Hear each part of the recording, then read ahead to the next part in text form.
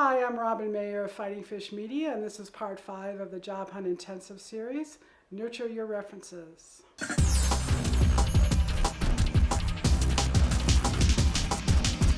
It happens.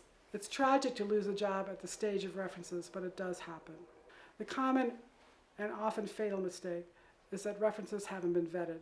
So what happens is the reference is surprised and they're fumbling for words, they don't know what to say. Even worse, the reference drops the ball and doesn't return the call, or they give a neutral reference, which in today's world is like giving a bad reference. The care and feeding of references is an ongoing task. Remember, I actually talked about it in part 1. It's one of the first things you do, not one of the last things you do. You want to vet your references before you file the application. Measure their reaction objectively. If they are not 100% supportive, do not use them. Move on to somebody else. References should be fresh. In other words, that person has seen your work within the last maybe 2 years at the most, 3 years at the most. They're familiar with what you're doing today. Get sufficient contact information, their professional email, their professional phone number, and if you're comfortable, and only if you're comfortable, ask them for their personal cell phone.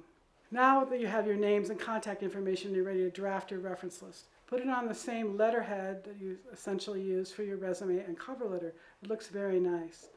List 3 to 5 references, supply the contact information, encourage an email contact first. Don't put down a phone number if that person doesn't want to be called. An extra piece of information that's really useful is how that reference knows you. Let's say they were a supervisor in your second to last job. It's on your resume, so you just say supervisor at such and such position. It's really helpful to the employer to understand the relationship. A character reference is someone who knows you very well, often a family friend, who can attest that you're trustworthy. Do not use them as professional references. That's inappropriate if you actually haven't worked for them. You've given the reference list to your employer either with the application or after the interview, so you want to send an alert to each of your references that they might be getting a call. Tell them who's going to be calling them and the title of that person.